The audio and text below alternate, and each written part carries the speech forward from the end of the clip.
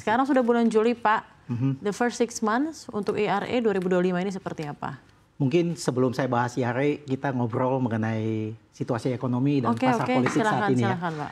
Saya ngelihat banyak orang, apalagi begitu banyak news yang berseliweran masuk tentang daya beli dan daya beli dan segalanya, dan apakah itu faktual dan real? Satu sisi iya. Tapi seringkali orang-orang yang fokus terhadap statistik itu nggak bisa melihat peluang yang lebih besar. Ada pepatah, orang optimis yang suka bilang, there is no bad or good market. There is what you do with the market that matters. Artinya market itu selalu seperti begitu ya. Ada kadang-kadang yang menantang, ada kadang-kadang yang baik. Nah, saat ini kita dalam posisi yang sangat menantang. Nah, sebelum saya masuk mengenai apa yang terjadi di pasar properti dan ekonomi saat ini, saya merasa ada hal yang paling penting adalah mengenai data. Ya, informasi yang tadi kita lihat, informasi dari developer, dari perbankan yang masuk kepada kita semua, data itu harus kita teliti. Ada 3 step menurut saya. Satu, pengumpulan data yang benar. Zaman sekarang begitu banyak data berseliweran. Yang mana benar, yang mana nggak benar, kadang-kadang kita makan semuanya. Jadi, dalam menentukan sebuah langkah bisnis ke depannya, baik negara maupun perusahaan, mengumpulkan data yang benar itu satu hal. Hal yang kedua yang lebih penting lagi adalah bagaimana membaca data. Karena data begitu banyak ya. Banyak orang tidak mampu membaca data itu dengan baik. Karena kadang-kadang ada data yang tidak penting masuk ke dalam diri kita dan kita pikir itu penting. Nah, yang ketiga, yang terakhir saya ngomong. Setelah Anda mampu mendapatkan data benar, membaca data yang benar, apakah Anda berani mengambil tindakan sesuai dengan data yang benar itu? Itu pun juga susah. Karena itu berhubungan dengan faktor resiko. Oleh sebab itu, saya katakan dalam kondisi seperti sekarang, baik pemerintah, developer, perbankan, mereka tanda kutip mempunyai tantangan. Satu sisi adalah membaca data itu secara regresif. Melihat data-data sebelumnya, kemudian mengambil tindakan saat ini. Itu dilakukan sangat konvensional. Namun kita nggak bisa hanya terjebak di situ. Kita harus membaca data secara progresif. What is the future trend? Dan dengan membaca future trend itu, baru kita mengambil langkah-langkah. Dan ini kita lihat pemerintah berani sekali mengambil langkah-langkah yang dia tahu ini penting. Ambil contoh, makan siang gratis, bangun rumah 3 juta. Karena dia tahu hanya dengan 2 program besar ini ekonomi itu bisa berputar. Karena saya tadi lihat angka-angka kita turun semua. Saya nggak surprise di Q1. Kenapa? Government spending benar-benar dijaga sama pemerintah. Direalokasi. Mungkin masih dalam bentuk wacana yang akan dikerjakan di semester kedua atau tahun depan. Jadi kalau 4,87% tahun Q pertama itu menurut saya oke. Yang pemerintah mungkin worried adalah bagaimana spending daripada masyarakat yang daya beli lemah ini. Kalau ini tidak dijaga baik-baik, ini sebenarnya porsi 55% dari APBN kita. Jadi saya lihat pemerintah bekerja keras, ekstra keras di semester kedua supaya rakyat itu mempunyai daya beli yang sedikit lebih kuat ya dalam sektor properti, punya kemampuan untuk mencicil KPR ya. Jadi banyak sekali nanti kita bicarakan sektor seperti developer, bankers, bagaimana kita bisa menjadi satu tim untuk membuat kita cepat keluar dari kondisi seperti saat ini. 6 bulan pertama ini untuk IRA seperti apa, Pak? 6 bulan pertama untuk IRA sangat menarik. Dan ini juga saya cek kepada perbankan dan developers. Ada 2 hal yang sangat menarik dari data yang saya punya 6 bulan ini. Tingkat sewa itu melejit tinggi, bergerak dari setelah 2023 ke sampai saat ini. Tingkat sewa? Tingkat sewa. Dulunya jual beli properti di kami itu 70%, sewa 30%. Dari 2023 semester kedua, bergerak sampai semester pertama 2025, sewa sudah mencapai 70%. Jadi jual beli malah jadi mencapai 30%. Nah, mestinya kalau Anda lihat komposisi seperti itu, penjualan kami mestinya turun. Tetapi tidak. Kenapa? Orang jadi baik investasi buat disewain. Itu satu. Yang kedua, walaupun jual beli saya turun menjadi 30%, ternyata jual beli yang terjadi di real market adalah segmen kelas atas. Segmen kelas atas ini jujur sampai saat ini belum terganggu. Mereka masih melakukan penjualan pembelian ya di sektor properti. 70% yang sewa itu terjadi karena orang-orang yang dulunya ingin mencicil properti dengan kondisi ekonomi yang seperti saat ini, daya beli lemah, mereka menunda. Akibatnya mereka sewa. Dan mereka menunda, mereka sewa, dan tingkat sewa makin lama makin tinggi. Jadi ada 2 sektor yang saya lihat akan terjadi dan sudah terjadi adalah akankah tingkat sewa ini akan terus naik nih?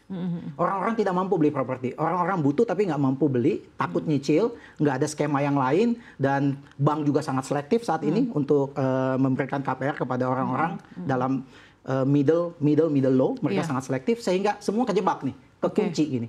Saya tadi bilang sama developer, mungkin untuk developer yang bermain di segmen kelas atas, mereka saat ini belum terganggu dan merasa, wow lumayan ya, market agak seperti begini, tapi kita masih tetap penjualannya bagus. Tapi saya percaya, segmen kelas atas ini nggak banyak. 1 semester, 2 semester, mereka juga akan stop.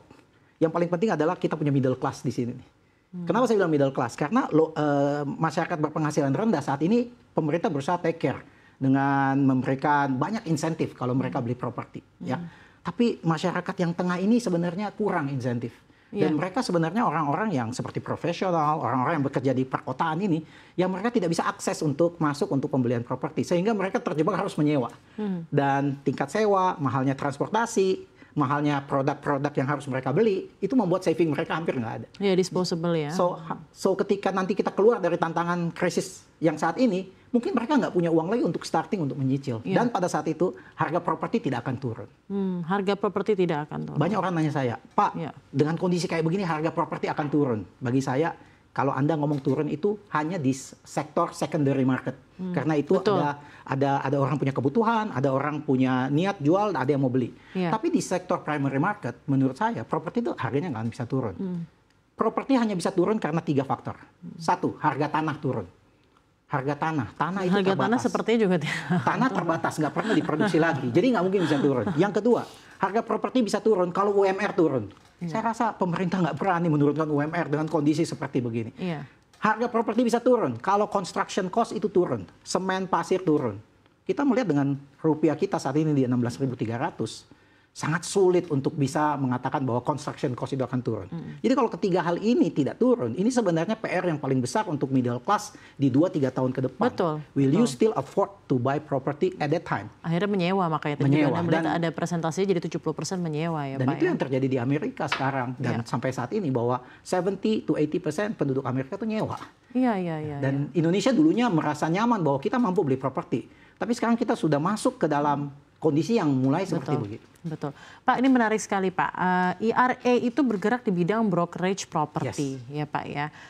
Ini mungkin kita bisa dapat gambaran gitu ya, 2025 ini tahunnya seperti apa. Trennya itu pembelian rumah atau properti itu ada di kisaran berapa yang saat ini menjadi paling laku lah gitu ya. Range price-nya di 2025 ini. Apakah Anda melihat ada tren penurunan harga yang disasar oleh klien Anda ataukah justru scattered gitu Pak, yang harganya mahal banget justru naik, harganya yang rendah juga diminati, seperti apa trennya? Iya, ini menarik sekali. Trennya ini sebenarnya berkelanjutan dari 2024 semester 2 ya. Sebenarnya orang-orang the have di Indonesia ya, mereka mempunyai pilihan ya. Di segmen pertanyaan yang saya lihat itu salah satu adalah yang kita sadar nggak sadar. Salah satu faktor yang besar yang mempengaruhi penjualan properti adalah generasi yang berbeda saat ini. Ambil contoh saya adalah generasi yang berbeda. Iya, generasi berbeda. Saya adalah Generation X dan ayah saya adalah baby boomers gitu ya. Nah, kalau kita tahu baby boomers dan Generation X itu mungkin sedikit punya kesamaan ya. Baby boomers itu yang paling muda usianya 61 tahun, yang paling tua 79 tahun. So they are quite old right now. Dan these people have money ya. When their time ketika mereka muda, the only investment tool yang mungkin mereka percaya adalah properti atau emas dulu nih. Emas dulu kan, emas orang zaman dulu tuh senang sekali pegang emas ya. Dan kalaupun mereka invest properti itu dalam bentuk lahan tanah yang cukup besar. Karena developer itu baru masuk di tahun 70-an lah ya, developer yang seperti sekarang. Nah, masuk ke Generation X, generation saya, yang paling muda itu umurnya 45, yang paling tua umurnya 60. Kita baik baby boomers maupun Generation X, mereka hidup di zaman Indonesia very strong in the business. So they have a lot of saving. So whatever money they have, they will buy property. Whatever money they have, they will buy gold. So Generation X ini dengan baby boomers, satu indikator yang menarik adalah baby boomers tuh anaknya kurang lebih biasanya 5 ke atas. Jadi kalau orang tua saya anaknya banyak ya. Nah, sampai di generasi saya, teman-teman saya, biasanya anak tuh maksimum 3 sampai 4. Kemudian masuk Generation Y ya, milenial, anak mulai turun 1 sampai 2. Generation C, pertanyaannya apakah anaknya sisa 1 atau bahkan nggak mau punya anak sama sekali. Dan ini yang membuat cara mereka berinvestasi beda. Nah, Generation X seperti saya, zaman-zaman 90 awal ya, kita beli properti dan kita senang sekali. Mereka yang beli properti di tahun 90 akhir atau pertengahan, mereka tuh make a lot of money untung dari kenaikan properti yang pesat sekali. Ya, properti itu harganya kenceng naik itu sampai tahun 2014. Yeah. So everyone talking udah beli properti aja, simpan aja pasti untung. So behavior itu mereka collect a lot of property. Nah sekarang ketika anaknya di Gen Y dan Gen Z yang jumlahnya kadang-kadang hanya 1 dan 2, anak ini tidak perlu beli properti lagi kadang-kadang karena orang tuanya sudah punya properti lebih dari 1 gitu. Jadi ini yang kehilangan market properti yang tiba-tiba expand besar di tahun 2010 sampai 2015 itu mulai kegerogotin. Sehingga pindah ke pasar secondary. Jadi instead of buying a new product, they buy yang mungkin kalau ayahnya punya, orang tuanya punya, ya dia jual lah. Dia mungkin cari yang lebih kecil atau yang lebih bagus.